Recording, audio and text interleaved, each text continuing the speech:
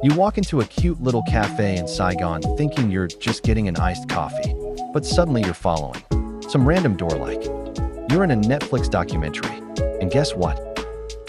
It's a whole underground war bunker.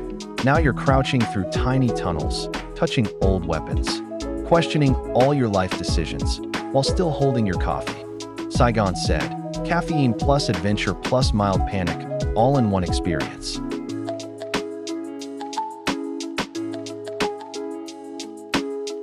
So if you think grabbing coffee in Saigon is just a normal thing, it's not. Here, every random door can lead you to a whole new story. Welcome to Saigon. Expect the unexpected.